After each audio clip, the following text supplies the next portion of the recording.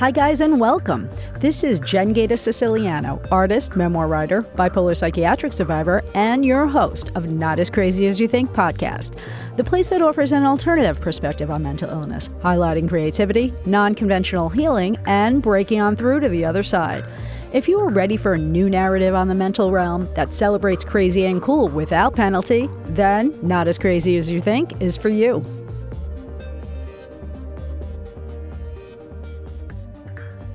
I recently had the opportunity to cover a conference organized by the International Society for Psychological and Social Approaches to Psychosis, or ISPS, a pioneering organization with almost 70 years of advocating for transformative psychosocial understandings and approaches to psychosis, which restore personhood, dignity, and well-being. The weekend-long conference held at the University of Delaware from October 27th to the 29th, 2023, gathered clinicians, researchers, advocates, and people with lived experience, including family members and allies, who are deeply invested in advancing psychological and social approaches to psychosis, while moving beyond frameworks of deficit and disease. The diverse stories of those with lived experience, whose identities or narratives have been traditionally marginalized or oppressed, were presented alongside practitioners crafting new theories on psychosis. Seminars highlighted everything from the power of breath work and art making to seeing psychosis through the lens of spiritual transformation, to normalizing voice hearing, healing systemic trauma, and uprooting the narrative of pathologization. I was given the chance to interview a variety of voices coming from different theoretical orientations and connections to the mental health industry, who cover a variety of topics ranging from spiritual transformation in psychosis, decolonization, neurodiversity, and cross-movement solidarity. Vesper Moore is an Indigenous political activist, leader, organizer, public speaker, and educator in the psychiatric survivor and disability rights movements. Vesper concentrates on building social movements and public knowledge to facilitate and sustain systems change. They have supported the development of mental health organizations in different parts of the world. Vesper has brought the perspectives of MAD labeled mentally ill, neurodivergent, disabled people, and survivors to national and international spaces with their advocacy. Vesper works with both the United States government and the United Nations in shaping strategies around trauma, intersectionality, and disability rights. They've been at the forefront of legislative reform to shift the societal paradigm surrounding mental health. Okay, so we have Vesper Moore with us, the person who came through with this extraordinary keynote.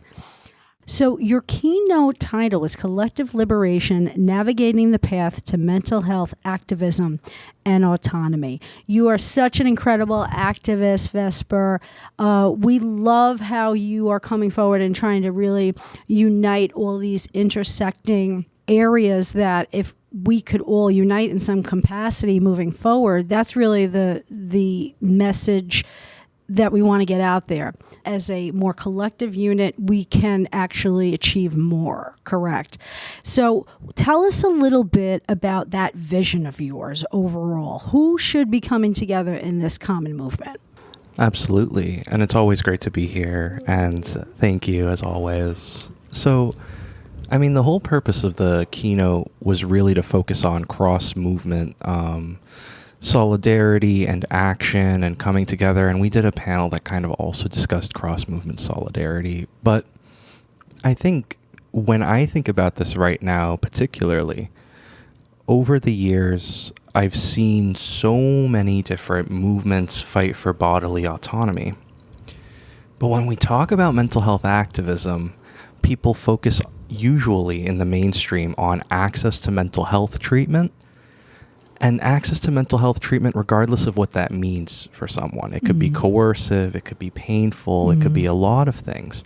And I was like, we never talk about bodily autonomy as it relates to involuntary commitment or psychiatric medications or these wide variety of things, the right over our body, the effects that things can have on our body, the effect of stress on our body, parents making choices for us, guardianships, all of these things, and conservatorships, like all of these things that we see, right? So for me, the reason why I'm talking about cross-movement solidarity is that there's such a rise right now in losing rights that relate to our bodies. You see that in the reproductive justice space. You see that in the LGBTQ community. You see that in our space within the mental health space. You see that in the disability space as it relates to conservatorship and guardianship. Prison reform also is another space where we talk about it. U.S. having the most incarcerated people in the world. And there's direct correlation with what mental health treatment looks like in prison settings and why people say access to mental health treatment is best in getting people out of prisons and trying to ensure that people don't go to prison in the first place. But what they don't understand is that the institutions historically have been there and in a way that has disappeared people, has harmed people, and we see this modernization of the psychiatric institution that's particularly dangerous because it is very kind and modern seeming on the surface, but it is insidious in the pain and the autonomy it removes from individuals and survivors. Right. It's great because, you bring up the bodily autonomy, right? And it's so true. I always think to myself, all of these movements are moving forward at a pretty widening pace, which is great. But I'm not hearing that forcing medication upon somebody is an act of violence in a way. And it's often left out of the conversation. So I really do appreciate you bringing that to light, because why not unite these movements? We could pick up more speed. And this is what they did in the 60s, right? It wasn't just about civil rights. It was about women's rights. It was about, all these different groups coming together. And that's what made change. I think that is a larger vision that needs to be adopted by more people. And I feel like this conference had a little bit of the coloring of that because there were so many different aspects coming together with different views. It seems as though so many people came together in this unification on a different level. Do you feel that this took place at the conference? I do. And I mean, historically, when we look at these things, it's anti-violence movements, it's peace movements, it's anti-war movements, and it's a lot of different things. And there's so much that's impacting in our world today, globally. And I think when we don't think about the impact of violence and kind of the continuum of violence and how it exists in our lives, not just systemically, but socially, interpersonally, how we cause harm to each other, how we approach things in a really punitive type of way. So what I mean by that is like if someone has a mental health diagnosis or what's often called a mental health condition, and you believe that they can't do what they need to do for their own life, but you also believe that they are unpredictable and that they're going to harm someone, and that there's all of these assumptions that you are making in your own mind about this person, right? That there are some profoundly impacting behaviors and decisions that can be made by people who have power over your life. Yeah. And there's a whole legal system, right, that really allows and facilitates that to happen, right? Whether if someone is deemed competent or incompetent in court, whether if they can represent themselves, whether if a person is able to make decisions on their own, if they're in a conservatorship or a guardianship, whether if it's a supported decision, right, but someone still has the upper hand and what that looks like, right, for that person's life. If they're in a group living environment or a state institution or any of these varieties of settings, what I really centered in my keynote, and an important statement that I'd like to share is a quote by Angela Davis, but I usually change the quote a bit, and it's saying that the original quote is prisons don't necessarily help people, they disappear people, right? And I arguably say that the psych institution doesn't necessarily fully help people, they disappear people. Right. And I think people can define the support that they receive there as helpful, but, what does it take for us to realize, like, we don't have to coerce and hurt people in order to help them? Right. Help that isn't helpful is not helpful. Right. As another keynote speaker at this conference, Pat Deegan, would say. Yeah, it's interesting because, a lot of people do walk away with this sense of, well, the meds did help me, or that hospitalization did help me, and I'm not discounting that. However, they don't realize that they possibly have healed because of their own agency, and in some capacity, they were told along the way that they don't have that ability. So they believe that the system is helping them do it. But most of the time when people heal, it's because they've found something within and, then discovered the healing process. How do you feel that the system as is gets in the way more than is helpful? I mean, we do know it. We've experienced it ourselves. But in being in this movement so long, what do you find are the most common areas of, say, not being helpful but harmful?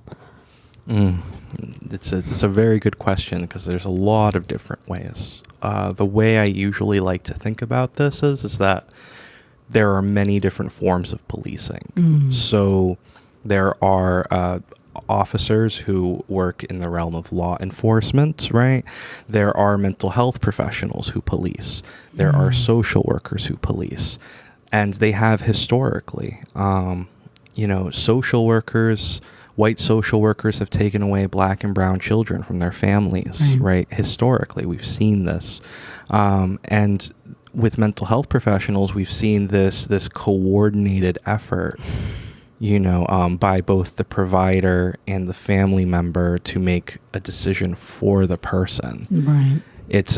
I've been talking about it kind of throughout the conference while we were here, that parents replicate the carceral behaviors of providers. Right.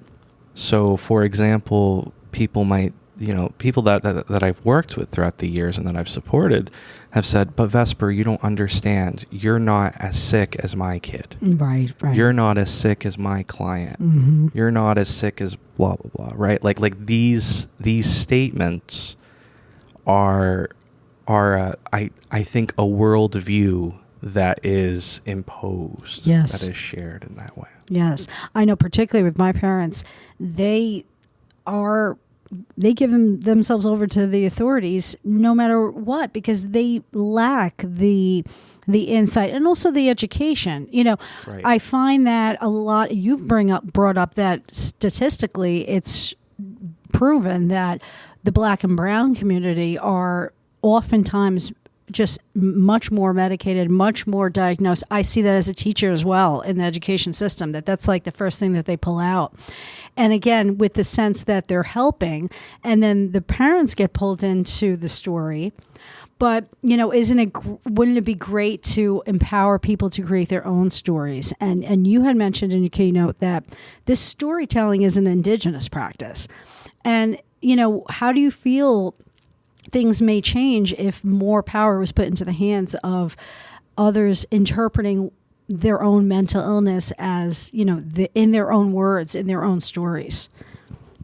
I think contextually speaking, like even from a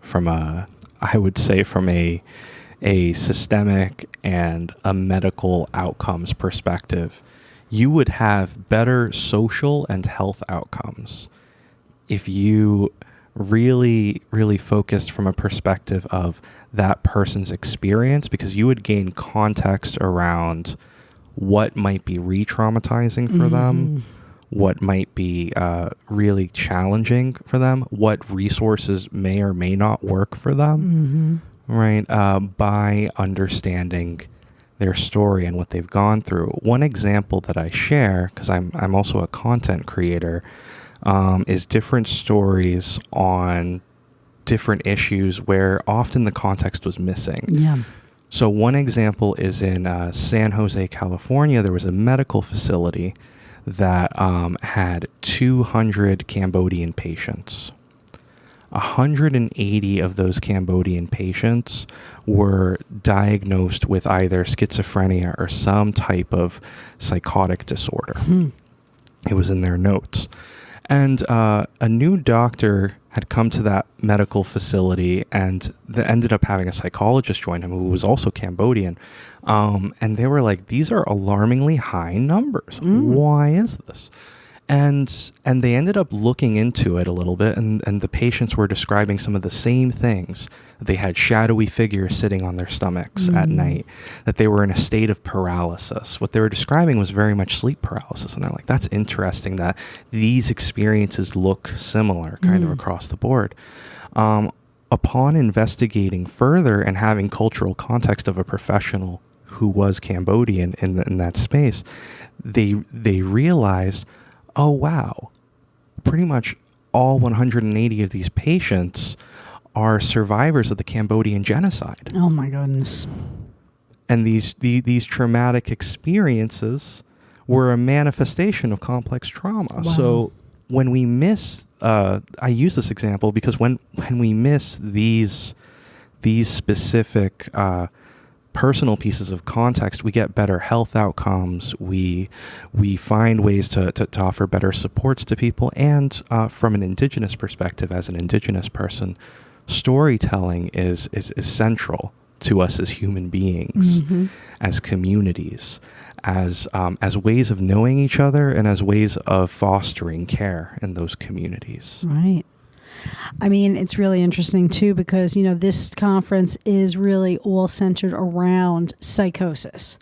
And, one of the things that you mentioned is that the way the system is set up today, we've developed a systemic arrangement where we are weaponizing these altered states. And yet I see here all the lived experience, people telling their own stories in different ways.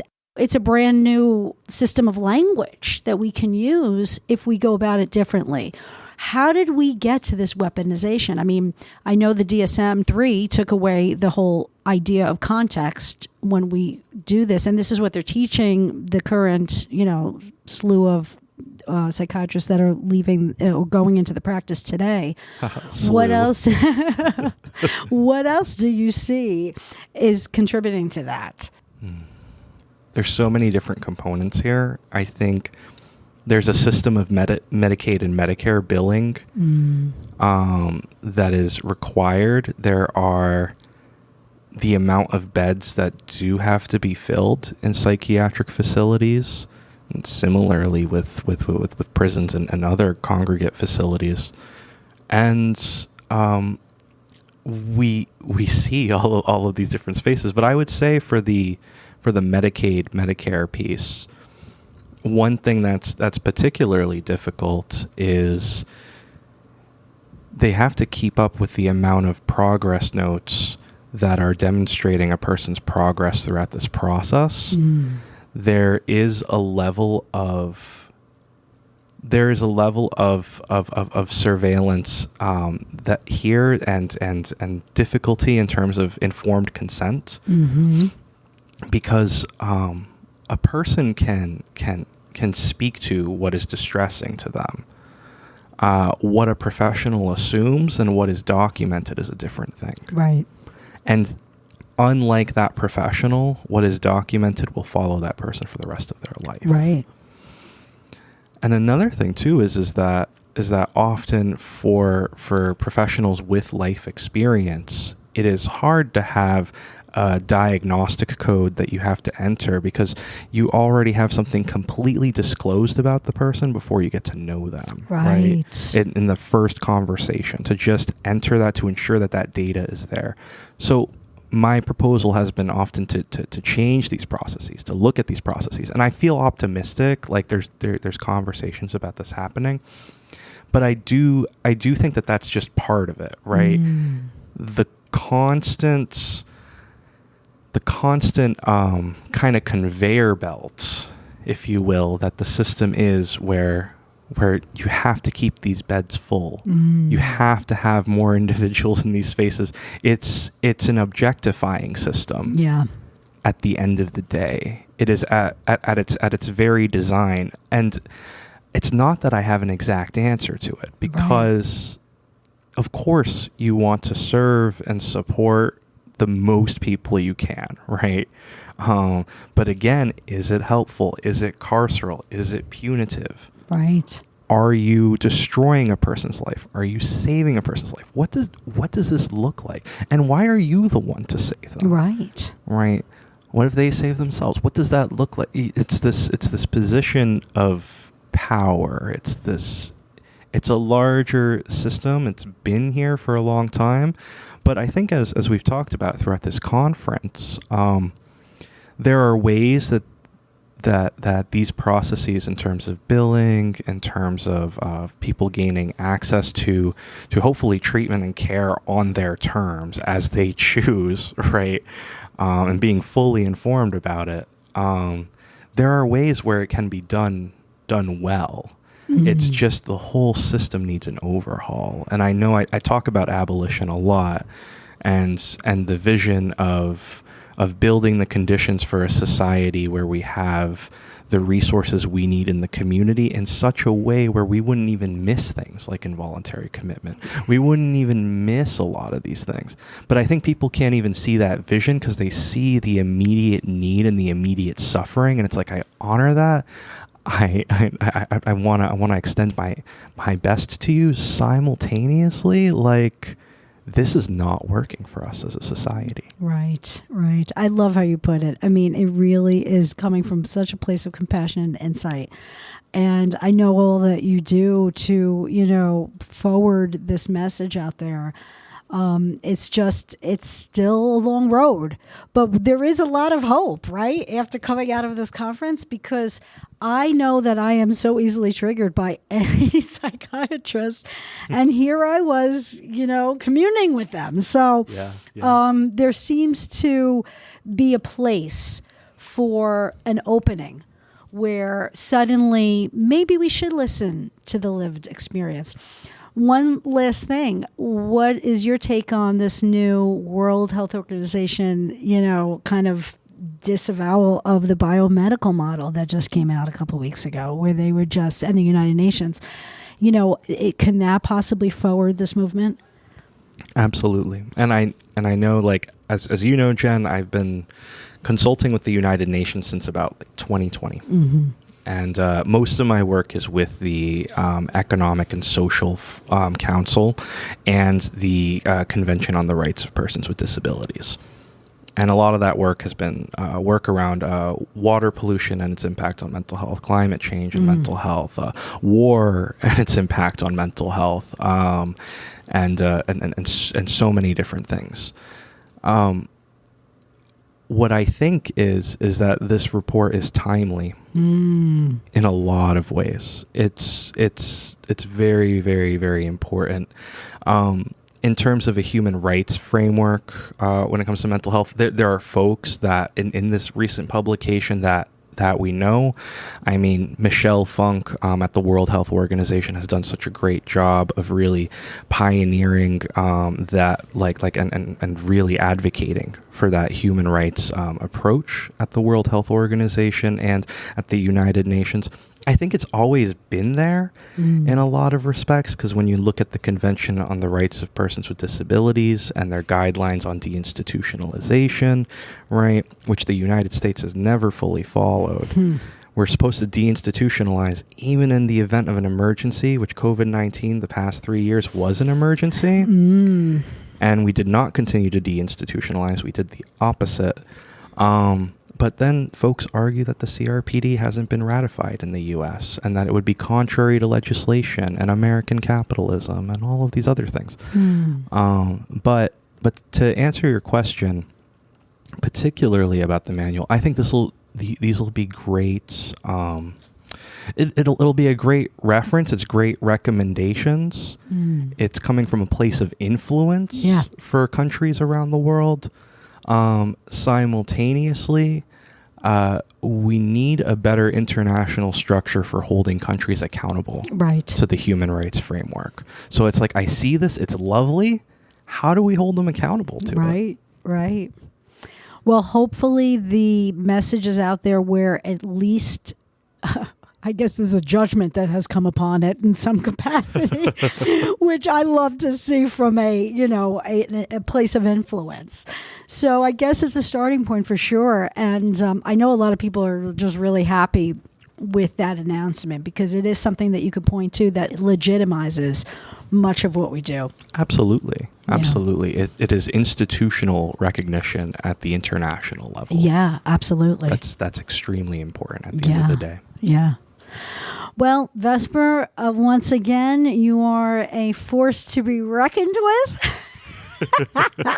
Thank you so much for your words and for your, steadfast commitment to making this a vision that can possibly turn into a reality in the future. I appreciate everything that you do. Thank you, Jen. It's great being here. Dr. Calvin Chatlos is professor of psychiatry at Rutgers Robert Wood Johnson Medical School in New Jersey, with certification in adult, child, and adolescent and addiction psychiatry. His work with addiction and 12-step programs has led to investigating the nature of spiritual experience. Dr. Chatlos has presented at national and international conferences and is a Distinguished Life Fellow of the American Psychiatric Association and a Distinguished Fellow of the American Academy of Child and Adolescent Psychiatry. He is working on a new biopsychosocial spiritual model for transforming traditional medical and psychiatric practice. Okay, so we are now sitting with Dr. Calvin Chatlos, and you had a really interesting presentation, and you were on a panel with people of lived experience, exploring the impact of having spiritual emergency pathologized. I understand right now that you are flying in this area in many ways. You're doing things at Rutgers. Why don't you tell us a little bit about what you have to offer in terms of the interpretation of spiritual emergency? Well, thank you for the opportunity to be here. I'm an addiction and child and adolescent psychiatrist, and in working with addiction, we get into the realm of understanding, or at least looking at or exploring the nature of spiritual experience through 12-step Alcoholics Anonymous programs. And so that's part of what has been directing my life. And in looking at spiritual experience, what we found is that there's a framework of spirituality, and we're beginning to understand how spiritual experience is organized within our own minds. That there seems to be a key to specific experiences of self-worth that we've defined as self-confidence, self-esteem, and self-competence, and dignity that we look at as how do we make choices with reason, how do we strengthen empathy and compassion, and how do we live with courage, beginning with honesty with ourselves and others. And when these experiences are empowered, something happens. Something within a person starts to open up. And this is what we're looking at with the spiritual experience. Now, the reason I get to this conference is a little different. And in our panel, I'm someone that's had psychosis experiences and spiritual experiences. And because of the system I'm in, as a mental health professional, I've had assistance and have not had to be hospitalized. So as I've gone through various crises, spiritual emergencies, I've always had someone that I could go to, or not always go to, that would just sort of show up and be able to helped me understand it, helped me integrate it, and I've avoided the problems that many people with both spiritual experiences and psychotic experiences end up getting caught up in the mental health system. As a psychiatrist, you know what those problems are, and you were able to look ahead and say, I'm going to avoid that because I know that I could be in a vulnerable state as well. Yes, and the vulnerable state didn't look so good. Yeah. I did my psychiatric training at Bellevue Psychiatric Hospital, and during my residency training, one of those psychotic experiences happened, and I said, oh no, I do not want to go to Bellevue Psychiatric Hospital. Yeah. So. Now, did that open up a new path for you? Because you said, wait, like if I'm avoiding it, how can I intentionally put people there if I know that the system is lacking? That experience probably was more of, when you just have a non-ordinary experience that seems a little on the crazy side. I happened to work with a psychoanalyst that helped me understand it, but it taught me that, there's something in experience that I don't know about. And it made me realize that, I've been living my life, but there's a lot more there that I need to take a second look at. Wow. And as time went on, the more I got into mental health as a practitioner, as a psychiatrist, I would see the things that were happening. I would see the abuses. I would see the misdiagnoses. I would see the misinterpretations. I would see the misconnections between mental health professionals and patients. Right. And that has been the other part that has sort of drawn me to this conference. This is new. This organization, ISPS, and this conference is sort of new to me. When I work in addiction, I don't work much with psychosis and schizophrenia because people with schizophrenia and real psychosis that have substance abuse problems end up in the mental health system. They don't end up in front of me. Yeah, exactly. But the more, just in the last 6 months or so, I've come in contact with some of these people and I've listened to their stories, and they've challenged my 40 years of training of psychiatry and understanding of schizophrenia and psychosis. And it's really fascinating the way spiritual experiences and psychosis and some of the mental disorders, we're really trying to understand what it is.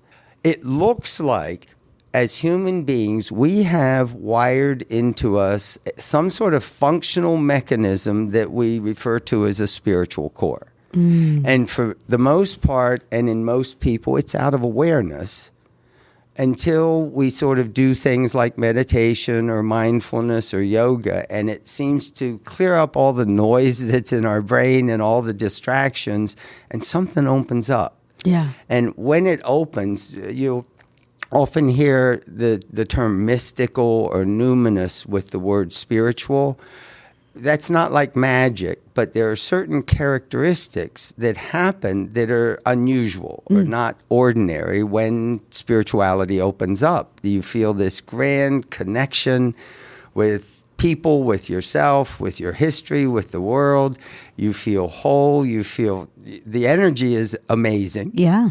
You get a sense of serenity or peace. And when we work with it on and on, there becomes a meaning. Yeah. There really does become sort of a very deep inner, to use the word soul, people have all kinds of misinterpretations, but for me, soul is the deepest part of human experience. Yeah. And there's a soul purpose that we sort of have wired into us. Now, you're speaking really like in a new language. This isn't psychiatric language. It's certainly, we both know that there is like a whole absence of this topic in the field, which is kind of strange, right? Because like you would think that things having to do with the psyche or soul, would be integrated in the system as is, but it's not because of the biomedical model. So can you speak to that a little bit, how you're trying to approach your field with a new framework to include these ideas? Yeah. One of the things that's fascinating, Sigmund Freud when he developed psychoanalytic thinking, he was German. And in the German language, the word psyche is very different than the way it got interpreted into English. And there's a book by Bruno Bedelheim, Freud and Man's Soul, who describes how that misinterpretation of Freudian psychoanalysis mechanized psychoanalysis in the English language and in America and basically in the Western world. So to a large degree, Freud was about exploring that psyche. You know, he had a thing about religion. Right. And spirituality wasn't really a focus at that time. But a large part of why I'm at this conference is it is very clear that the psychiatric profession needs to change and transform the biomedical, biopsychosocial model. Where is spirituality? Yeah. And it not only should be just tacked on as, well, maybe this is a little piece. My goal and what I see in my work is I think spirituality has to become in some way a central part of the entire biomedical psychiatric model. Because our experience, the more, and I mean, I've been in this field doing this work for over 45 years. Right. The spiritual part, when it opens, looks like it is the source of healing, of emotional trauma, of emotional problems, of many aspects of mental illness or mental disorders. And it really, my experience, it's the source of healing and human happiness. Outside of whatever we achieve in the external world, there's a central core of happiness that we can attain or that we can connect with, that everyone can have. You don't have to have money, you don't have to have circumstances, but you just have to be willing to look at who you are and learn to accept yourself and accept others. Well, listen, you are on this very unique path, and I'm very grateful to you because I have come across plenty of psychiatrists in my personal experience with the mental health system. And I'm sure they've been great for you. As you hear us laughing, that's the sentiment there. But, I mean, there have been, I stuck it out with certain ones because I felt that there was an element of compassion there. But then when the things happened, when my spiritual emergencies occurred, there was always a misinterpretation. And so we need more people like you out there. And I'm very grateful that you are bringing it to, academia, and you're trying to get in front of the right people and your voice is being heard in conferences like this, because we need people from the inside to do this work. We can only do so much from the outside, but on the inside is where it's happening. And let me say, one of the things that I think I've said several times at this conference to people, American psychiatry and mental health, Western civilization mental health services are probably never going to accept some of the knowledge and the truths of the Eastern religious and spiritual traditions, which have an awful lot of knowledge for thousands of years. Mm-hmm. What I'm trying to develop is a Western language that will get us to the same place. Yeah.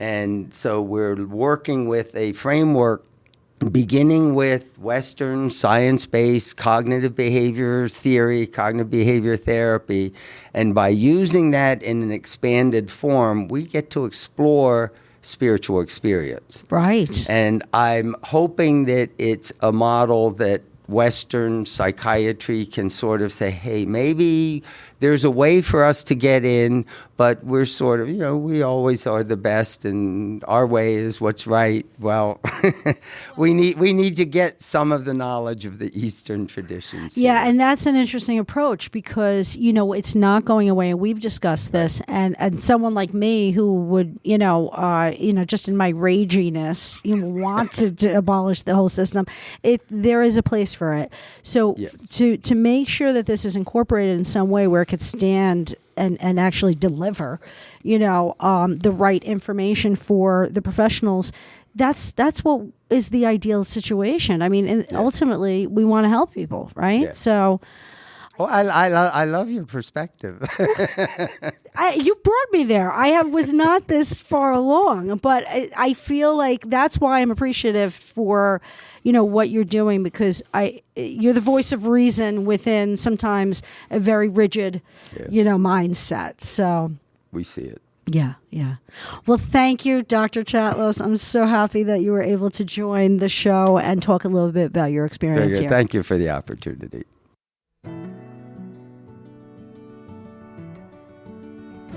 Since 2007, Sean Blackwell has been researching and teaching about the spiritual dimension and healing potential of bipolar disorder through his YouTube channel, Bipolar or Waking Up. His videos graphically illustrate subjects such as spiritual emergency, transpersonal psychology, and the evolution of consciousness, always demonstrating how these themes relate to transcending the bipolar condition. His book, Am I Bipolar or Waking Up?, published in 2011, describes his own bipolar awakening, subsequent hospitalization, and complete recovery in 1996. In 2013, Sean started the Bipolar Awakenings Healing Retreat, a pioneering program for people who wanted to heal from their so-called incurable condition. In September of 2016, Sean received his certification as a holotropic breathwork facilitator with Grof Transpersonal Training, the official training program of Dr. Stanislav Grof.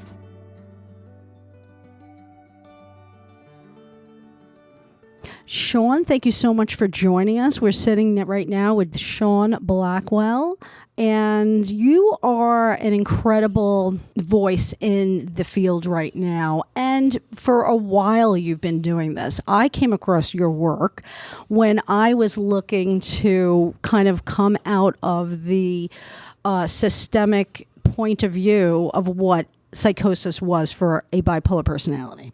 Okay. And when I finally said, you know what, enough is enough, I need to do some research, there's got to be somebody out there talking about it, I discovered you many years ago, probably about over a decade, Yeah. and you were on YouTube, and you were one of the only ones that was really piecing together the bipolar experience with spirituality. Mm-hmm. So, I know that you were part of this panel as well, a panel of lived experienced experts exploring the impact of having spiritual emergency pathologized. And as usual, you came forward and it was very inspirational. Can you speak a little bit about what you put forward to the audience and how was it received? Well, the first part of the presentation is they wanted to know a little bit about my story, right? Which is that I had a very spiritual type psychosis in 1996. I was about 30 years old, and I was at a self-help seminar an intensive self-help seminar, Landmark Forum, and they had this meditation. You got to smile like, you know what happens over there, right? Yes, I've been to one of those. Okay, yeah. But honestly, it wasn't so intense, but it was 150 people, and they just asked us to focus on our fear during a meditation. And I thought I didn't really feel fear. And then when I went into the meditation, I just felt this punch at my heart, and all this energy and this feeling of fear came up related to a scuba diving accident I'd had 2 months before. Wow. And then once that happened, I went into another space, okay? And things got really interesting, we might say.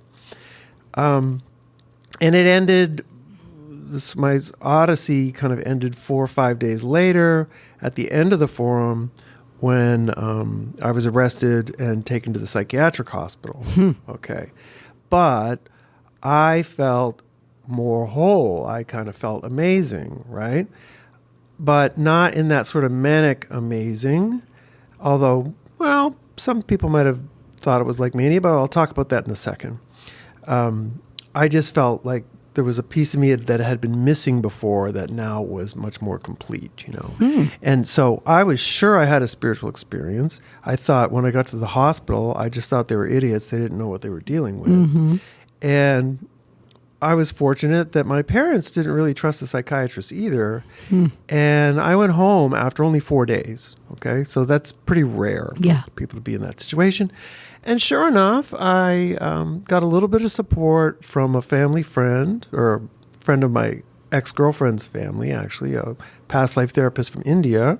She gave me a little bit of support, but just sort of in a validating way that this wasn't a quote-unquote psychosis. It was like a spiritual breakthrough. And then a year later, I found the work of Stan Grof, Dr. Stanislav Grof, who coined this term spiritual emergency, which was like a particular non-ordinary state that if you're supported, you can be able to work through it, and it can be like a spiritual breakthrough. And at that time, I was like, well, that's exactly it. This is what happened to me. It was spiritual, and my life got a lot better afterwards. My salary tripled over the next 3 years.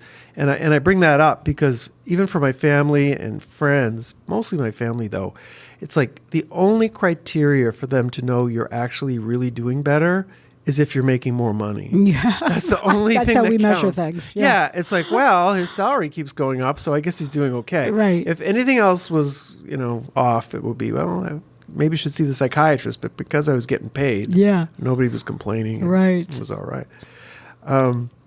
But then I eventually got out of my career in advertising because it just didn't seem to serve me. And I met a woman from Brazil, and we got married, and I moved to Brazil, and I became an English teacher. Right?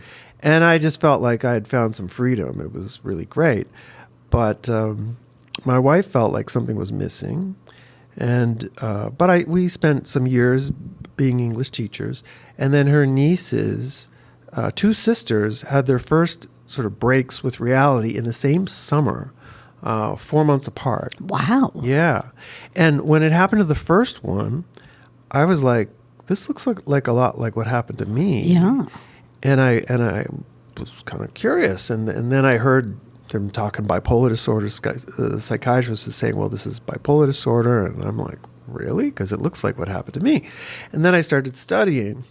And then I found the work of R.D. Laing, Laura Lord-Mosher, Dr. John Weir Perry, the whole peer support thing. I found Mad in America. I found Robert Whitaker and all these guys. And I thought, I got myself ready so that if she had another psychosis or if she wanted to go off the psych meds, that I could support her through that using like the Soteria method, being with her as opposed to doing something to her, this idea. Just as I was getting prepared, and I didn't say all of this in the presentation, but just as I was getting prepared to talk to her parents about the possibility of supporting her through psychosis, her sister went into psychosis. And she came to us first. Wow. And we were able to support her right through. Wow. Yeah. And then it got a little complicated, but we supported her right through first one, but had to get her back to her family. And then she had a second one, which was not supported, and she got medicated. Right. But then her mother came to us expressing her concerns, and I said, well, she's agreed to be on meds for 2 weeks. Once you take her off those meds, she's going to have another episode within 2 weeks, so call us when it happens. And just like clockwork, 2 weeks later, she goes into another episode. We supported her through it. And then she returned to university. Wow. Unmedicated. Finished top of her class and went on to have an amazing job. Wow. Yeah. Now, that really got me on the road to this work. And full disclosure, after 7 years, she started to have episodes again. Mm-hmm. But she did have those 7 years. Yes. Unmedicated and really living her full life. Right.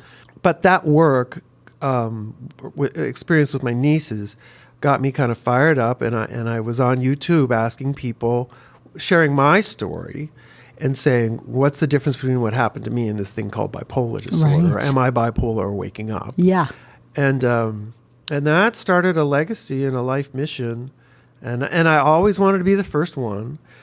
But then after about 5 years, it was like, I didn't realize I was going to be the only one really unloading on this topic. Right.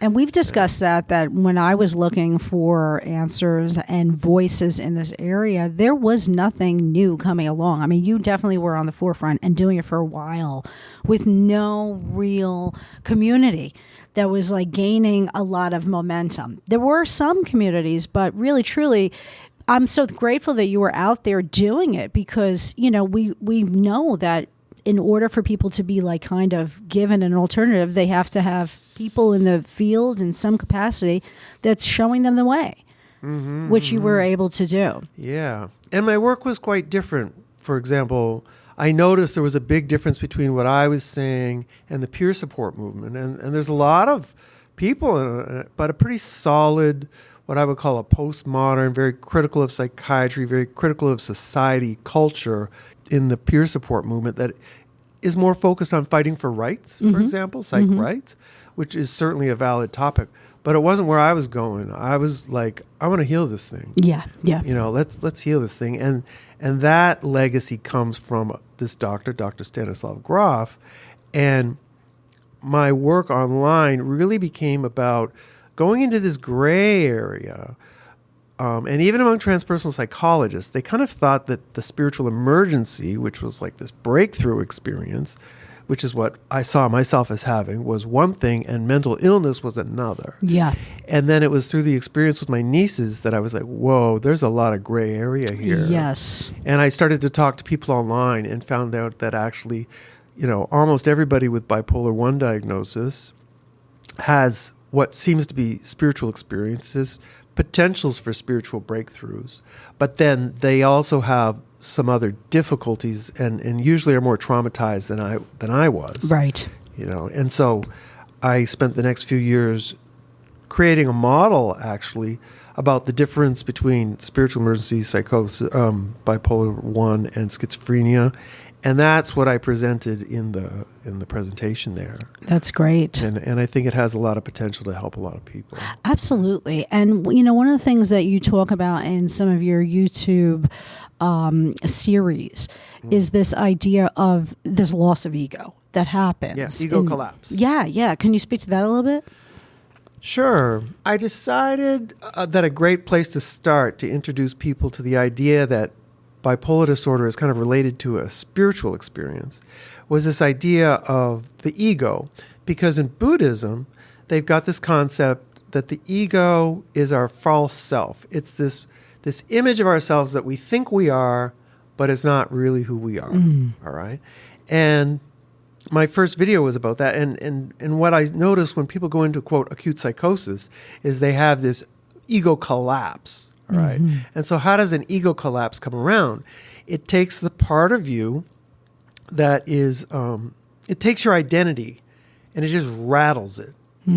So the example, an imaginary example I give in my very first video was of a student named Bill who sees himself as a really good student, but then he goes to university and it's really not fitting with him. His grades aren't so good. Then his father dies. Falls into a depression. His girlfriend breaks up with him, and then he doesn't know who he is anymore, and he changes schools, and he ends up on the West Coast and ends up in a completely different surrounding environment.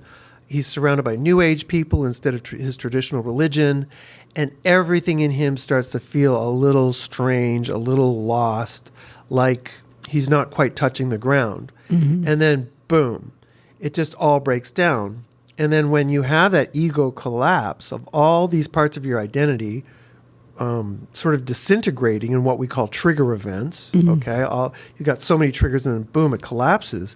One of the things that happens is your senses get sharper. You see more detail in curtains than you've never seen before. You smell scents that you haven't smelled before. And that was my experience when I went into psychosis.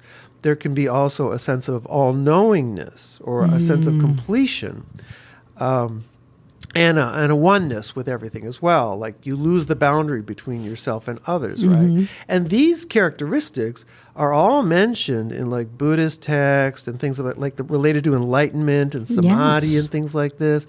And they happen to people who are in acute psychosis too. If it's blissful, like a blissful psychosis, I would call it, which is what tends to get characterized as bipolar 1. Right. And that was a big part of my experience, right? But then there's this other part. With that experience happened to me, I was pretty sure that I was dead, right?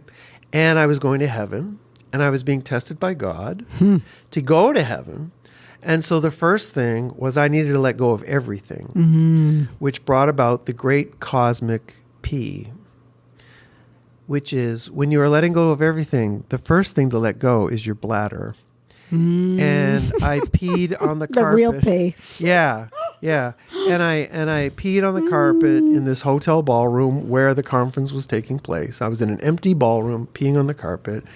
I got to test my fears. I laid down in it. Wow. And then the security guards came and they found me and they wanted me to put my shirt back on, but instead I took my pants off. So I'm just in my underwear. And then the police come. And even though they were tough on me, like I kind of resisted arrest and they handcuffed me to a stretcher and took me away. I still thought they were taking me to heaven. Right. I was in the stretcher thinking, this is the craziest way to go to heaven that I ever imagined. Right. And what happened was I thought I died in the scuba diving accident. Oh. So there's this whole thing there. Right. And so during my presentation, I was challenging the audience. What's a spiritual breakthrough here and what's psychosis? Because all of this was part of my spiritual emergency. Yeah. Right? But a lot of it just looks batshit crazy. Yeah. Right. Right. Well, I love how you apply this like alternative meaning to this, this sense of like relieving yourself is like a sense of liberation and also, uninhibitedness, right? That comes through in a lot of these experiences. And yet, you dignify it. Because these things do happen. And when you are just looking at these behaviors and reducing them to categories in the DSM that can be found, it becomes so pathologized. But you kind of, ennoble it so that we all can relate. Like, there must be some other experience going on beneath what the behavior is showing. And a lot of the times in psychiatry itself, that's all that they're all looking at. Yeah, they're just looking at crazy and then they block it and everything. And following the work of Stan Groff, but also Lauren Mosher and others, there's symbolic meaning behind a lot of this stuff. Yeah. And so from my training with Groff transpersonal training, my orientation when people are in extreme states is don't worry too much unless you're seeing immediate risk of violence or danger, and that's not just people talking about things, but if they're really looking like they're going to jump out a window or or if they're hitting themselves, you have to stop the violence. Yeah. But because that means that they're just projecting their fears and their anger. You have to have people internalizing what they're going through. If people have a capacity to internalize their process, recognize that something is going on within them, there's a potential for healing. Right. Yeah. Yeah. So this is what is so wonderful because, having your voice in it and having had the experience that you've had, it offers a different path for so many people. I know that there are a lot of people here with lived experience. They're looking for answers and they've also been very traumatized by the system. It sounds, though, Sean, that you weren't as highly traumatized as many others because you were able to put meaning behind it right away. And you also had family that was somewhat supportive. It's true. And I wasn't as highly traumatized, I think, as most people in their lives, like in their childhood and stuff. I had quite a blessed childhood, you might say. Two parents that loved each other and loved me. That's a good start. Yeah. They weren't perfect, but it was a good start. Right. And then even my hospitalization, it was only 4 days. Right. But when I did get back into the work, the memories of forced injection, they did come to the surface. And one of my first videos I made for YouTube, I called Rage Against Psychiatry. Yeah, and it was done to the music of Rage Against the Machine. And it was just like a 3-minute heart attack. It was just really angry, And I think I ended the video by saying, find your spirit. Makes me emotional when I think about it. Yeah. Find your spirit, lose your meds. Now, the unfortunate part is that a lot of people just took from that lose your meds. And my work is more about find your spirit. Right, the healing process. Yeah, you got to heal first, then you can lose your meds. But at this point, I would say most people just have no idea what even healing looks like or feels like. They have no idea. And as a society, we don't know. It's a very fringe group of people who are really deep into that understanding. Yeah. Well, you're definitely in that group that is maybe, it's a very small niche, but you've definitely offered a great deal of guidance, I know, to many people. And I thank you for what you've done. And you know what? Just can you throw in a little plug for what is your YouTube channel, if anybody would like to see it? Yeah, sure. It's my YouTube channel is Bipolar Awakenings now. Changed the name. There's no question anymore. I know that people with bipolar disorder have the potential for more of a healing and awakening experience. And my website is bipolarawakenings.com, where all my materials are accessible there. Terrific. Thank you so much, Sean, for giving us a little bit of your time. Thank you. You're welcome. Thank you, Jen.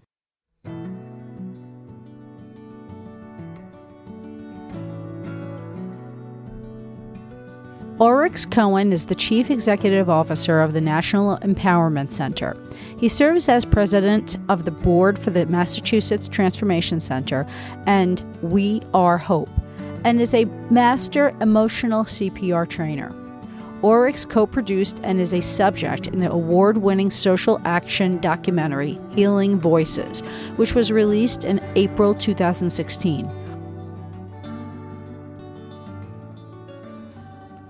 Okay, so we now have with us Oryx Cohen. He is very noble in the field. He has a lot of, I would say, movement and traction all these years. You have put out an amazing movie that you co-produced called Healing Voices, a wonderful film. That's where I first discovered you, and I was very inspired by it. Today, at the conference, you'll be talking about neurodiversity gifts, collective unconscious, inkblot art. Tell us a little bit about your past experience that led you to be able to be an expert on this panel about neurodiversity gifts. Well, it's my own lived experience that has led me to all this, including the film. So I've had experiences of extreme states. I like to call it vision quest, unguided vision quests in my own life that I've been able to integrate into my life and have actually helped me as a person grow and become the person that I am today. So that's what kind of guides all my work. And this neurodiversity gifts is a brand new training that we're releasing at this conference. Great. Yeah. It's a different way of looking at our experience rather than being a deficit, a pathology, something to fix, that we are all different. And those of us that are maybe a little bit more sensitive or have had these altered experiences actually have something to give to the rest of the world, and we should be listened to. So that's really kind of the framework of neurodiversity gifts, going from pathology to strength. Let me ask you this, because neurodiverse right now is one of those buzzwords in the field, right? And people come at it from different perspectives. Like there's the neuro, not neuronormal, but neurotypical, neuroatypical. Yes. So, do you subscribe to that perspective, or is everybody neurodiverse? Now we're familiar with all the arguments. And the movement and the language debates over neurotypical, neuroatypical, neurodivergent, neurodiverse. We've purposely chosen to use neurodiversity language because we feel that's more inclusive of everyone. Yeah. And it's a little more positive, I guess. So if I view myself as neurodiverse because I feel like I am a part of the human family, not someone or something totally different or outside of the rest of humanity. So I totally understand and get the argument of, well, I don't want to be treated like everyone else because my experience is different, and I need to have certain accommodations, or I need to be valued from my particular experience. So I hear that perspective as well. But we've chosen kind of purposefully to go with neurodiversity language for the reasons that I said. Well, I think it's important whenever you're, trying to change a paradigm, changing the language is where it begins, right? I mean, what's been forced upon most of us is this medicalization of everything. And you certainly have done a great job of breaking free of that. I know a lot of your work was also with Will Hall. Yes. Right? And you guys work together a great deal. And I know that you have there's such a peer respite community in Massachusetts, unlike in other areas of the country. Truly, it seems as though that's the center of where so much alternative thinking around this topic is. Can you speak to that a little bit? Yeah. I met Will in 2000. And in that year, we started an organization called the Freedom Center in Northampton, Massachusetts. Mm-hmm.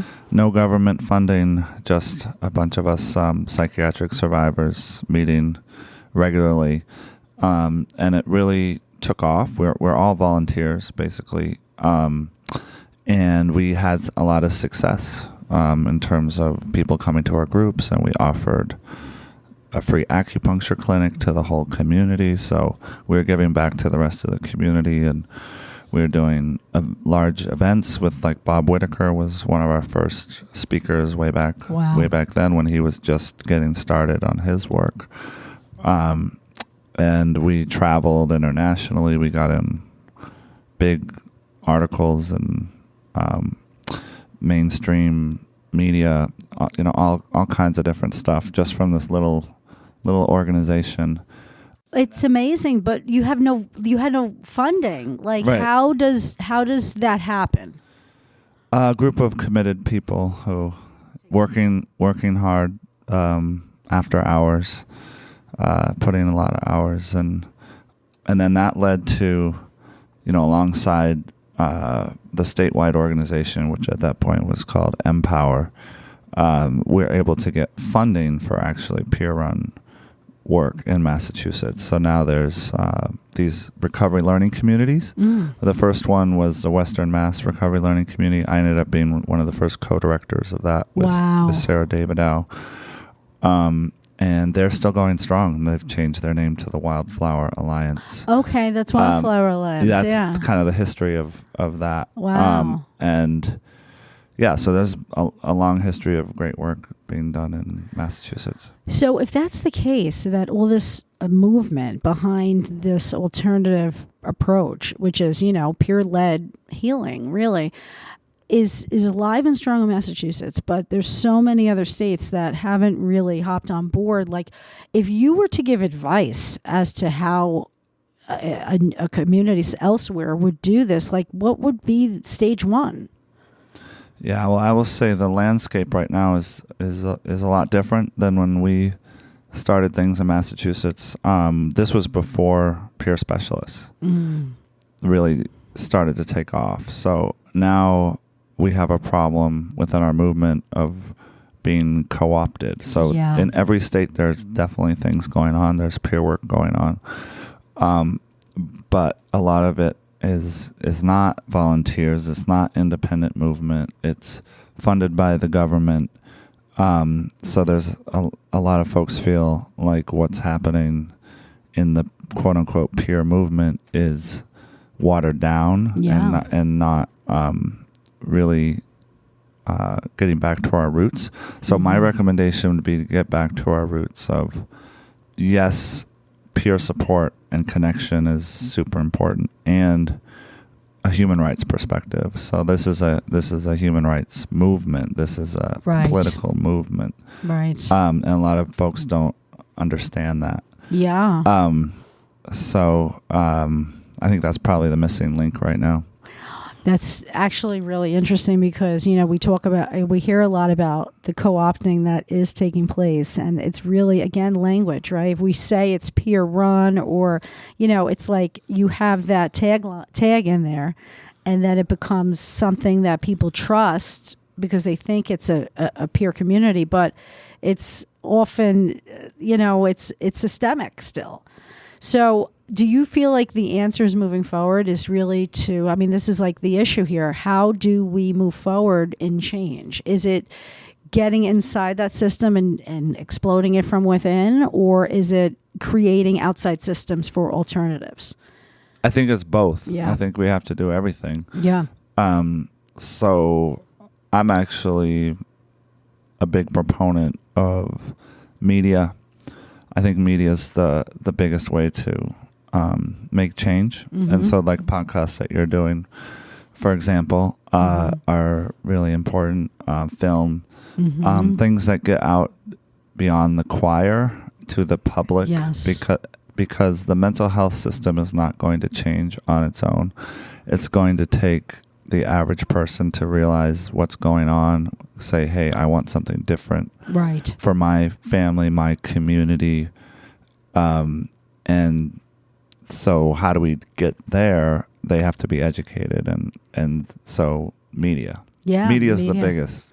Is that what really put a lot of fuel behind your, you know, quest to get your own story out there through Healing Voices? Yeah, definitely. That was the biggest motivation. Seeing how what we were doing with Freedom Center was working in a, you know, a very small community in the Northampton area, the impact that we're having, but still not really anybody knowing about this alternative way of looking at mental health, the average person having no idea. Right. So how do you get the word out as a movie? And I'm happy to say at this point, Healing Voices is now on Amazon Prime. Yay. It's been seen by millions of people. That's so great. Yes, it is great. So we achieved that goal of getting beyond the choir, and people are getting that alternative perspective. It absolutely is the way, I think. In order to hit as many people as possible, you really do need to plug in, right, to what they're absorbing, because they're going to hit that quite possibly before they go and listen to the doctors, because that's what they can consume on their own time and find it in their own way. So YouTube, TikTok, Insta, all that. So listen, before I let you go, can you give us like a handle that, you know, people can find you at? Sure. We're getting pretty cool now at NEC. So we have Instagram and Insta, and we got TikTok. So Instagram is NEC_empowers. And then TikTok is just NEC Empowers. Nice. And we're easy to find on Facebook as well. Great. All right. Well, thank you so much for giving us a little bit of your time and sharing, you know, your perspective and your input into this community movement. I'm so thrilled to be able to sit with you. Well, thank you for having me. Congratulations on a great podcast. Oh, thank you. South African Joshua Roberts combines his lived experience, which includes diagnosis of bipolar 1 and 6 5150s, with his bachelor's of psychology and master's in theology to create a synergy between the inner and outer worlds.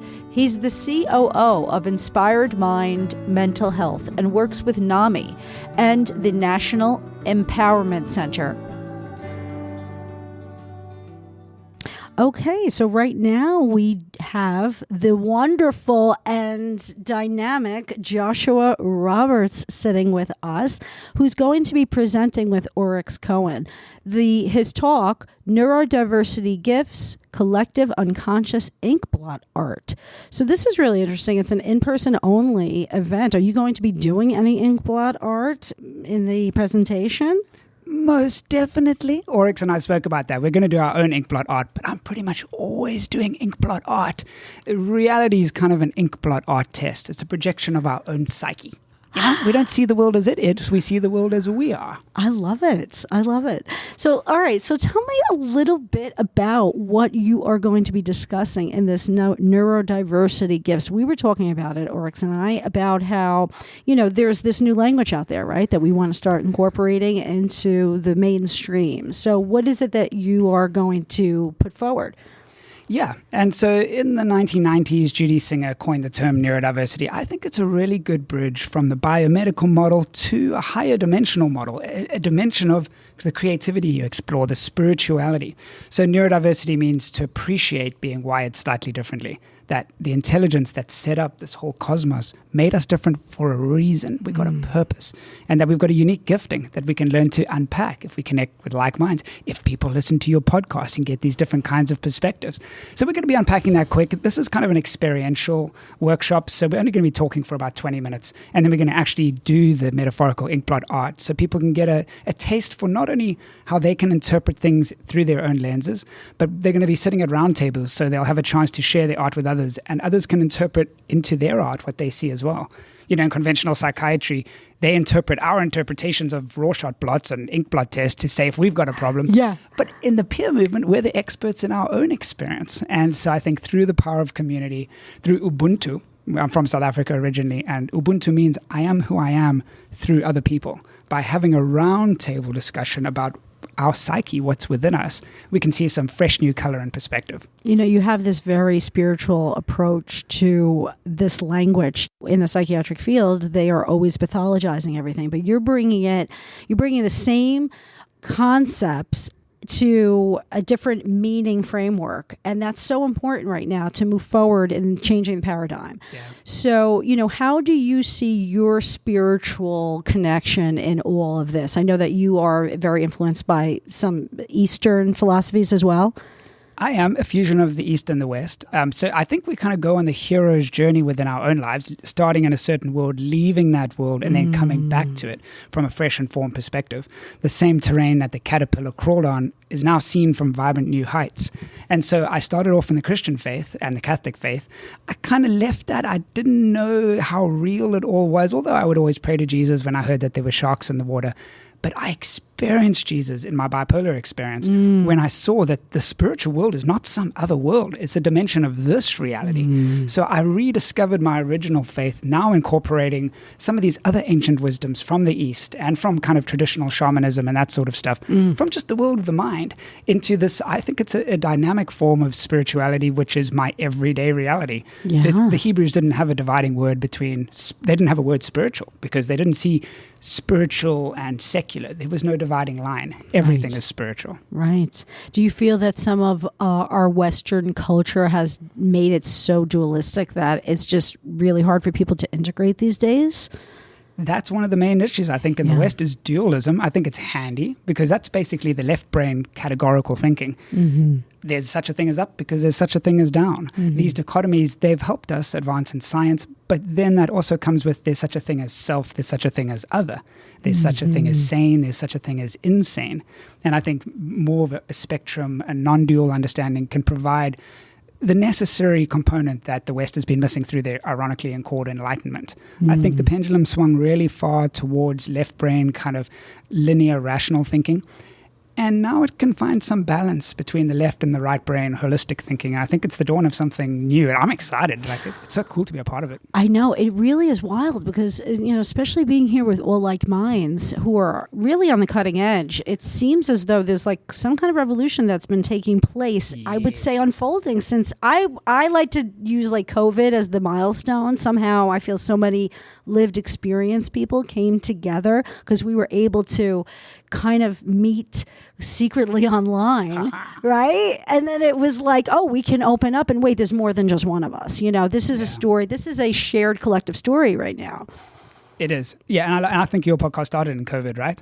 Yes. So how cool is that? It I was know. the birth of something new. I think that's Yes. a microcosmic picture of the macrocosm in what the world seems to be shutting down.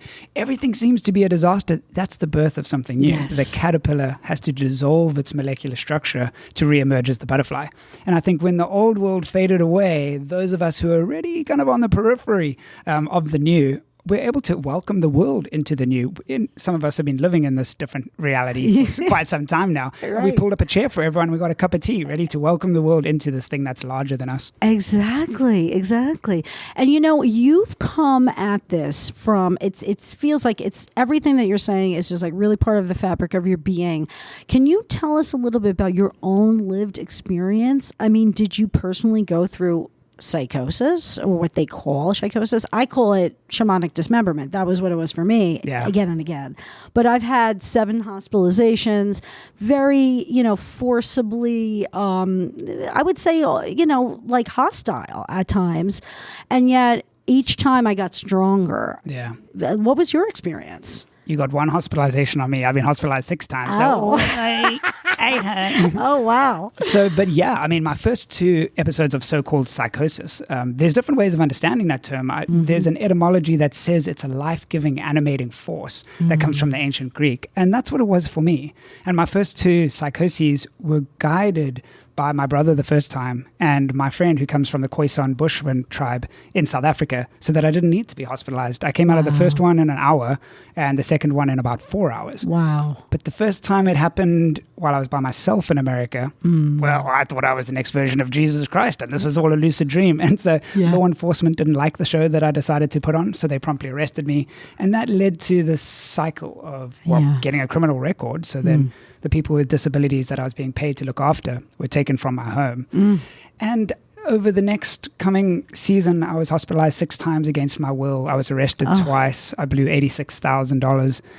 But in the mess, I discovered in hindsight that it was a metamorphosis. It was a letting go of the old way of being and an embracing of something new. Yeah. And so just to anyone who's going through it right now, just know that there's something deeper emerging, below the surface. The seed seems to be doing nothing, but really this new organism, the sprout, is sprouting up. It might not reach mutual consensus reality right away, but there's a process, there's an evolution, there's an intelligence that can emerge through it. And so that's what it's been for me, and it's an ongoing journey.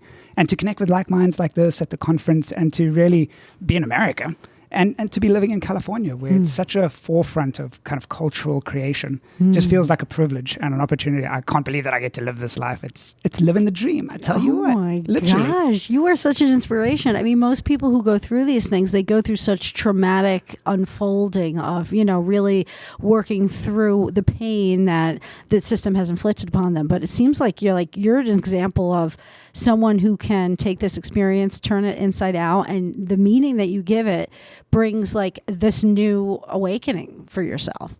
I mean, what is your advice for those people who are losing hope because they can't see what you see? Yeah, and I was one of those people. So maybe this is, hindsight is 20/20. Yeah. I can see this stuff in retrospect. The rearview mirror is nice and clear, but the windscreen is so blurry. And so I had 7 months of debilitating clinical depression where it just seemed like there was no hope for the future. And so I know what it feels like, and there's something larger at work. And if we do kind of lean into that process, I believe that everything's a vehicle of communication. Our depression is trying to tell us something. Yeah. Our mania is trying to tell us something. If we listen to the soul. I was living in LA at the time when I was having this depression. And so I realized I'm a surfer and I was feeling like a fish out of water. I needed to leave LA and I needed to go back to San Diego. And so doing that, getting involved with NAMI, I work for the National Alliance on Mental Illness, and working in the field where my bipolar is the reason I got the job. I can completely be myself. Wow. So I changed my whole lifestyle, and I know that's not available to everyone. I'm just saying the process for me was that I wasn't living a congruent lifestyle with who I was being called to be. And it's a process that emerges, but I've seen it time and time again in the hundreds of peers, thousands of peers that I've worked with in San Diego County. There's an intelligence behind these things. Yeah. And if we can lean into that a little bit, especially through the power of community and the power of sharing stories like you do on your podcast, I think this metamorphosis can be greater than we can possibly imagine at the time. Yeah, absolutely. Let me ask you, if you don't mind, were you ever heavily medicated? Yes, and I don't know, that seems to be the default mode when you go into psychiatric hospitals. I think they want to over-medicate on the antipsychotics because people, when they're depressed, are less of a liability. Yeah. So they over-medicate, but the problem with that is that then people hate the meds because it dulls all your creativity. Yeah. And so then you're like, I don't want any of this stuff. So it really pushes them away from the meds. So I was very heavily medicated on antipsychotics, hated it, couldn't read my textbooks, I had to drop all my classes in seminary. And then I got off them too quickly, too. Yeah. And that's what sent me into my debilitating depression. So these things are no joke. Like, I think there can be a use for medication. Absolutely. I really like the quote by Dr. Joseph Campbell, the famous comparative religion professor and mythologist, who says the person in psychosis is drowning in the same water in which the mystic swims with the light. And I think meds can help you to get water wings that can allow you to float and catch your breath and kind of chill at the top for a little bit. But they can also be restrictive. It's hard to do synchronized swimming and do some stylish maneuvers in these water wings. So the meds kind of helped me at some point stay grounded. I thought I could fly. You don't want to put that to the test too much.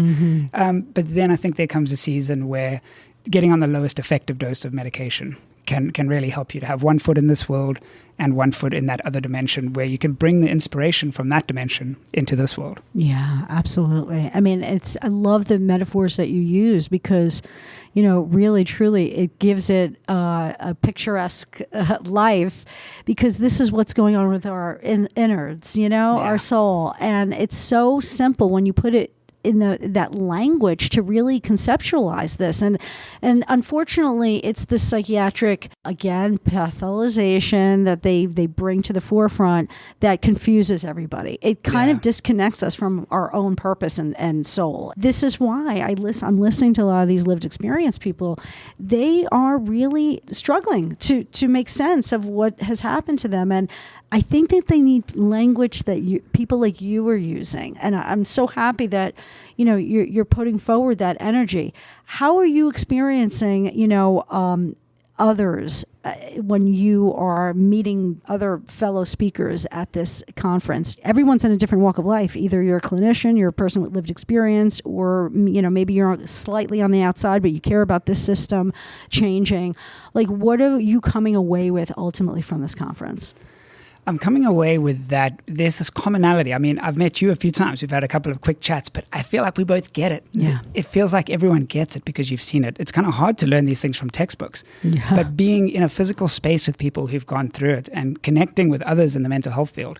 I mean, my connection with Oryx has been game-changing for me. There's such a synergy. Yeah. And it's a kind of a small world. I think within the general population, they say there's 6 degrees of separation. Yeah. Within our little circles, it seems like there's 1 or 2 degrees of separation. Right. And with that synergy, you tap into something that's larger than the sum of your parts until you're being guided along by this benevolent guiding force that unfolds pathways in front of you. And all you have to do is take the next step. That's another quote by Joseph Campbell. He said, when you're on the right path, you'll find that invisible hands are guiding you.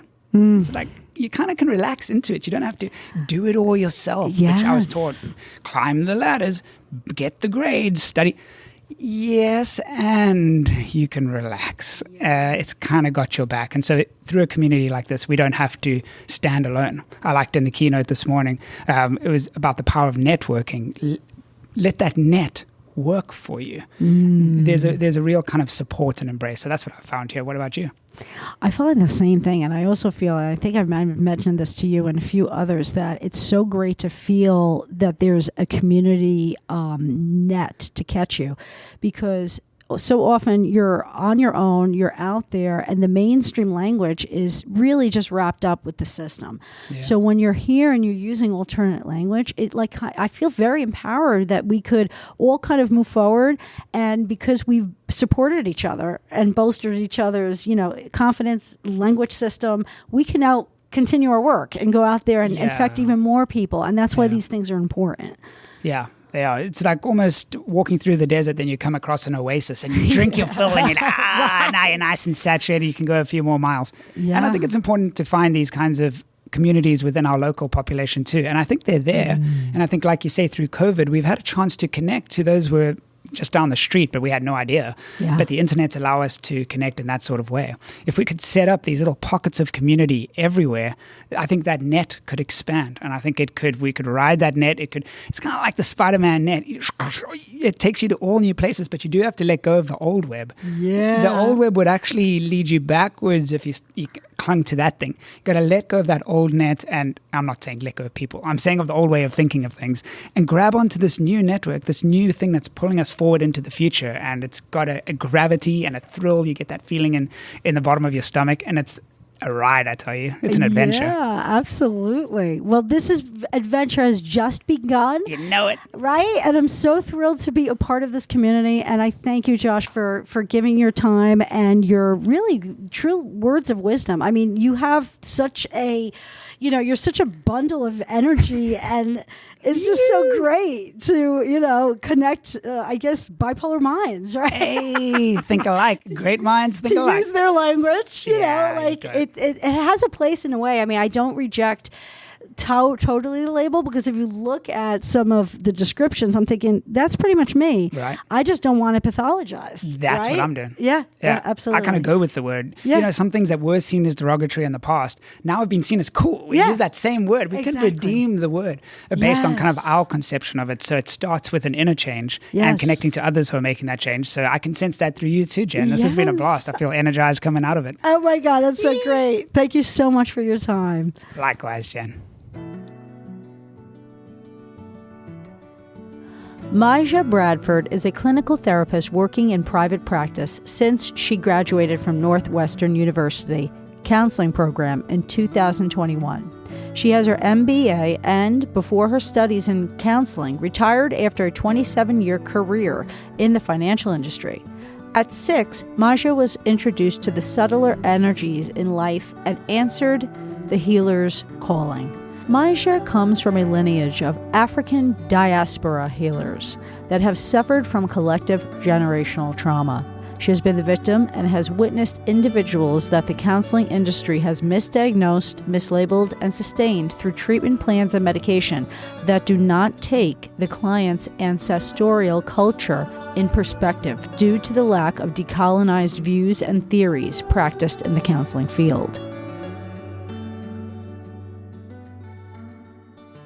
So we just got out of a wonderful talk from Maja Bradford, and the title was called Decolonizing Mental Health, A Journey of Understanding. Maja, thank you so much for giving me a little of your time to sit. Thank you for inviting me. No, I appreciate it. I was so pulled in by your message because I've been in the hearing voices community. I had a trip to India where I had near-death experience. I came home. I felt like I kind of like took on that land's ancestral spirits. Right. You know what I mean? Yes, and it was something that nobody around me could understand. Neither could I at the time. But I knew what they were telling me about my mind and what was wrong with me was really off the charts wrong. But I was so heavily medicated that I just didn't know where to go. So what I love about what you are really pushing forward is we need to really detach ourselves from this Eurocentric perspective on everything. That way is the only way, is the right way, and everything else is either evil or somehow it doesn't fit into what real human things are, right? So can you tell us a little bit, just, briefly about how you had grown up hearing these ancestral voices and how that led to you being diagnosed with these disorders and medicated yourself? Well, I mean, ever since I was young, I would hear our ancestors. I would just know certain things about people. I would feel certain things. And especially now, we always talk about we're spiritual beings having a physical experience. But I don't think we really explore that if I have physical senses, if I have eyes, I have ears, I have, nose to smell, and then that means my spiritual body has that too. So it's almost, of course, I have anyone has the ability to feel spiritual things and hear spiritual things and smell spiritual things. But because we are in a society that, rigidity, and when you think about energy, right? Energy is fluid until it becomes solid, right? So, if our bodies are solid, but we started off from a fluidity, like spirit, that means we just have to lighten ourselves so we can feel that, if that makes sense. And most young kids can do that. That's why they're always talking about my imaginary friend, or we tell them it's their imaginary friend, but they are so concrete that they have a friend that most adults can't see. That just kind of kept on for me. Yeah. And until the more and more I got into religion and people telling me, no, you can't do that, or no, you shouldn't do that. No, that's wrong, or that's evil. Even though, people would see the experience, they would see that I was helping people who, oh my gosh, I can't tell you. I would tell people if a ancestor had a message and I don't know them, right? And I would give them a message, and someone's telling me to tell you to go look at a shoebox in your bedroom. There's something in there, and come back. And they're like, "You're right. How'd you know?" Wow. It's not me. I'm just, and I always never take credit for it. I knew that it was divine. Yeah. I knew that. What do you call it? God, or whatever you call that higher supreme consciousness. It's just connecting to that. Yeah. And I worked in the financial industry, and of course that's the most logical and very strict forward that you can kind of think industry. And people were starting to hear about my gifts at work, and started to ostracize me, vilify me, and to the point that I did have a break. And when I went to the hospital, they seriously medicated me to the point that I was just lethargic. I couldn't function, couldn't drive, couldn't do anything. It was terrible. It's not until my therapist started to ask me to dive in more into my culture's so-called spirituality or religion that I started to realize, hey, there's nothing wrong with me, right? It's really society, right? But I love this time that we're in, because more and more people are starting to explore spirituality. They're starting to get, people say, oh, go hug a tree. A tree can help you, right? Well, that's a spirit there, right? They're taking energy as an exchange. They remove the energy from you and they take it on. And if you would think of the concept of a tree, all trees are connected, right? That energy is connected. They're connected in their roots. That's how we are too. We're all connected. It's just about taking the time to have empathy and be vulnerable to kind of connect to someone, and these individual silos that we were created and told that that's the way everybody has individual, but that doesn't work in a community. Right. And most, especially African cultures, I'm not going to say just African, just cultures back in the days, everything was worked on a community, right? Yeah. Oh, you know how to make that? Oh, I know how to make this. Okay, let's exchange, right? But we don't do that anymore. No. We're so capitalistic. Yes. We're so individualized that we are not our brother's keeper anymore. Right. And we need to get back to those basics. And that's how we're going to help and heal each other. Exactly. Yeah. Now, all right, so let's just go into this. I'm curious about this therapist. He seemed to be in touch with this idea that your spiritual background was important. And you are Haitian? Yeah, I'm Haitian. I'm Haitian American. So my parents came over here in 1960s. They met over here. And when I was younger, I would go back to Haiti. But then when my grandfather died, we didn't go too much, and all the unrest in the country, which still continues, it's not easy for you to go back. But my therapist is an immigrant from China, and she went back home to visit her family, and she really never shared with me too much of what happened, but she came back with a different philosophy of she just kind of threw away not throw away. She just revamped our treatment plan and started talking from a spiritual perspective. And that's when the healing started for me. Wow. That's because I truly believe, we're spiritual beings having a physical experience. So if you're going to try to help me with something, you got to start with the spirit. And so, well, you were really lucky to come across that, because most of us who are in these therapy programs, right? We just can't find our way in that conversation, right? Especially if you don't have, say, an alternative. I say alternative because you were saying before in your talk, which was really wonderful, about how so many religions are patriarchal. Correct. A lot of the major ones are, and all of these more spiritualism traditions are more in the context of, this kind of deep energy that's kind of in your root chakra, right? Mm-hmm. Like this matriarchal thing that's coming through. And those seem to be the ones that were suppressed so much. And people were oppressed for practicing them. Correct. So it's wonderful that this experience that you had with your therapist allowed you to finally explore this, because I don't think many people ever go in that direction because they're so afraid. They are. As a matter of fact, every religion, if you go down and study it, it will have like a mystical kind of feminine energy to it.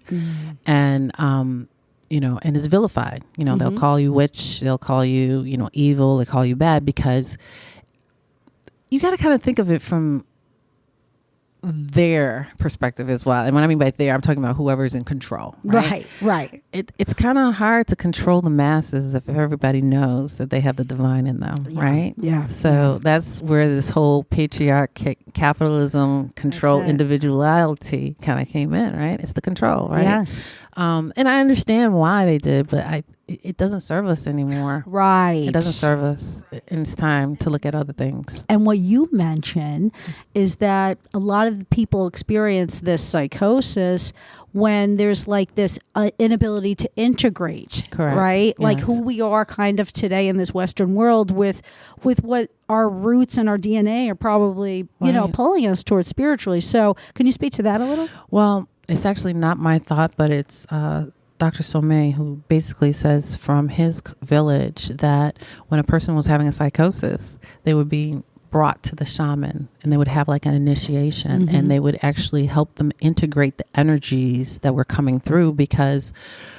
what we call mental illness was actually celebrated in his village, and not just his village. There's a lot of communities that are like that. They were celebrated because this person who's having a quote unquote breakdown has a message from the divine, from spirit, and it's for the community, right? Yeah. But if you don't have a community to share, if you don't have a teacher, a guide, a shaman, a hunga, a mumbo, or someone to help you, you get lost. Yeah. And then you get labeled, and then you get medicated, and it keeps going down and down and down, right? It's not helping. And here's the thing. I don't know any doctor who will allow their patient to wear a Band-Aid for a long time or to wear a cast for a long time, right? But when we talk about psychosis and when we talk about the industry, about anything with psychiatry or psychology, that's what we're doing by giving medication. We're allowing them to wear a Band-Aid or a cast forever. Right? When is it going to end? Right. This Band-Aid does not heal. Right. It's just supposed to be temporary, right? I love what you're saying here, because I always said this. I said, how could the world believe that everything heals if you have a physical illness, but these mental illnesses, forget it. You can never, ever heal from this. Right. And I'm like, it just doesn't make sense. I never bought into it. Right. Really getting to the heart of this like idea of colonialistic theories. I mean, one of the things that is very off-putting to me is this sense that we are trying to only push forward as normal this idea of people who agree with the status quo. Correct. And so many people who have different perspectives, or so many people who actually fight the status quo because there's problems with the status quo, they are looked at as being throwaways. Right. What you say is perfect. It doesn't serve us. And the fact that there's so much more of an increase in mental illness as every year passes, that's only evidence of that.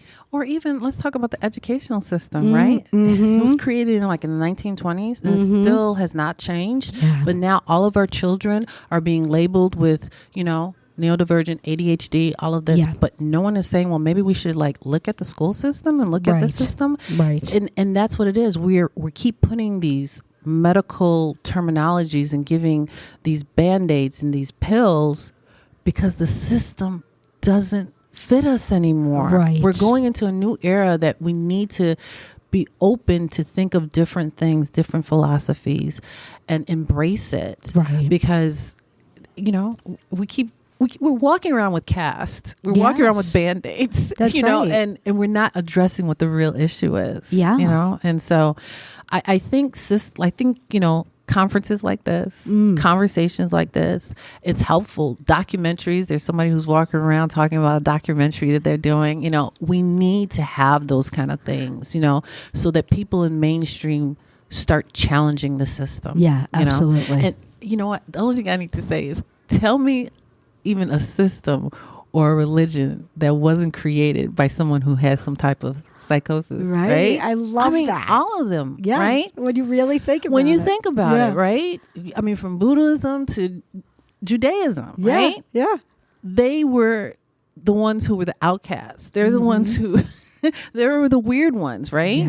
Yeah. So I think it's time for us to just come together and not point fingers, but just to be able to have these type of conversations to kind of change things because it's needed. Yeah. It's needed. And you've been in this, industry in general for a while now, right? I mean, as a healer, I should say. As a healer, I've been a healer all my life, right? Right. So you see change? Yeah, I do see change. Good. These conversations were not available in 1970s, in the late 90s. I mean, or they were hidden, or people, those people were weird, right? Yeah, yeah. But we're doing it openly. Right. We're at a university talking Right? about this, right? I mean, people have podcasts, people have movies, videos. This is out. Yeah. It's out. And we just have to acknowledge it, and it will make a change. Change sometimes have to come slowly. It's okay, as people have these type of conversations. Yeah. Well, Masha, I thank you for having the conversation with me today because you're an inspiration. And really, to think that they needed to squelch you because, with these heavy meds because you were too bright a spirit. I mean, I could see how that could be intimidating for the systems that be, One thing I have to say, out of all chaos comes change, right? Yeah. So when there is revolution or anything like that, it looks ugly, it looks nasty, right? But it's necessary, yes, right? So let's just hold tight through this chaos, yes, because it's coming. That's great advice. All right, thank you so much. Thank you, Masha. Thanks for listening to Not As Crazy As You Think, and don't forget to subscribe to my YouTube channel. And remember, mental health is attainable for anyone, especially those labeled with mental illness. Until next time, peace out.